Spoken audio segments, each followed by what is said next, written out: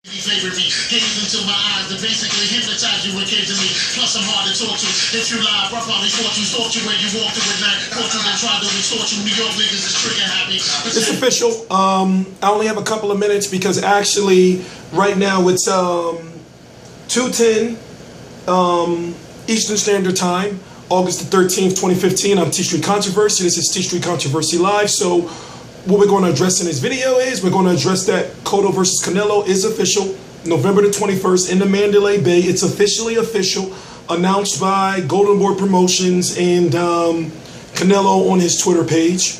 If you don't know that's official right now, then you're actually out of the loop. So we're going to talk about the fight. We're going to talk about the fighters. We're going to talk about the rematch clause, if there is any. We're going to talk about who's next. And right now, I have to let you know, I have to keep the video around 10 minutes or so, maybe less, because there's actually an exclusive media call today that the fighters announced of or for Canelo versus Cotto. So if you're seeing this video right now on August the 13th, there's a good chance that I'll be on the media call, or the media call will be uploaded sometime soon after. But anyway, I'm T Street Controversy. This is T Street Controversy Live of RealCombatMedia.com, and I cover every single major fight live. My bad. Been doing all these different little things to clear up my throat. So listen,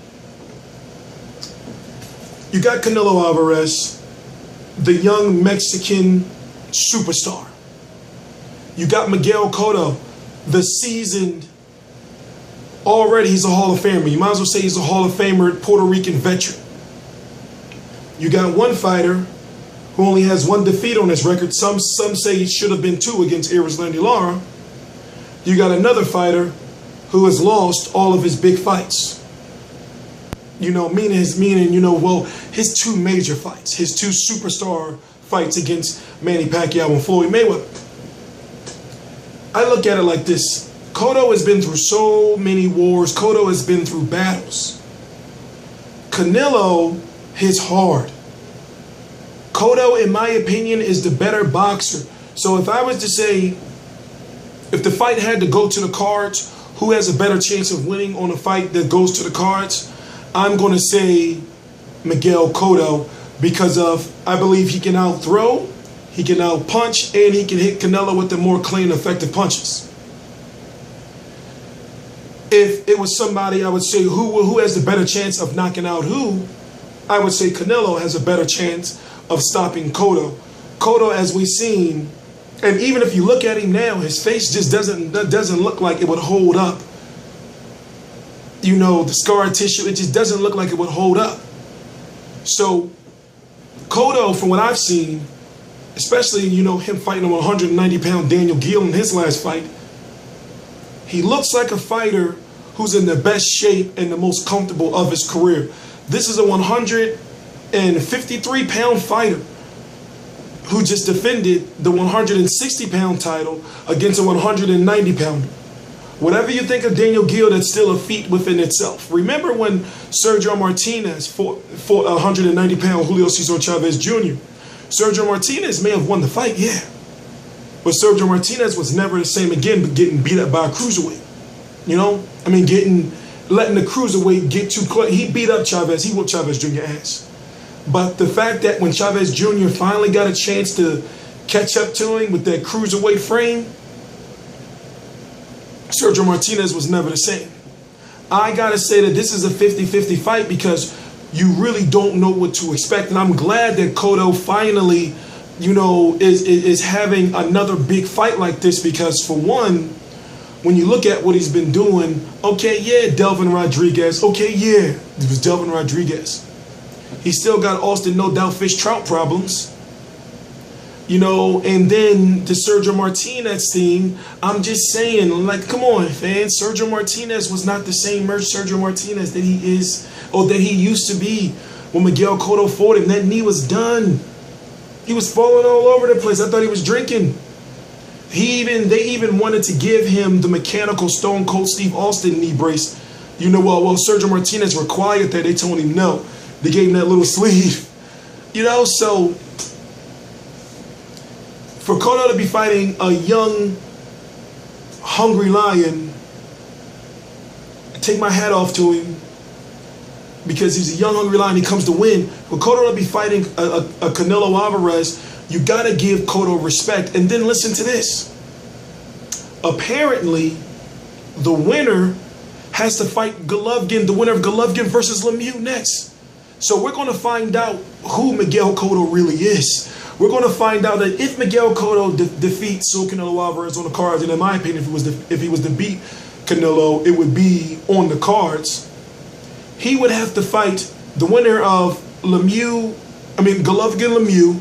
Now, even though that fight would be for the WBA Super World and the IBO, and then the IBF 160-pound titles, Cotto could be just a fight with Andy Lee or Billy Joe Saunders to be an undisputed champion at 160 pounds. But the question is, will Cotto do it? You know, like if he beats Canelo, will he go on to test himself? Because listen, he's a 160-pound champion, lineal recognized of the world. So therefore, I'm not trying to hear no shit about, oh, I'm too small to be fighting Golovkin. It's like, yo, no, I'm not trying to hear it.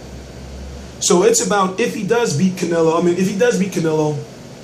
Will he fight Golovkin or Lemieux? That will be a crazy, imagine. You know how much of a boss Cotto would be if he did that?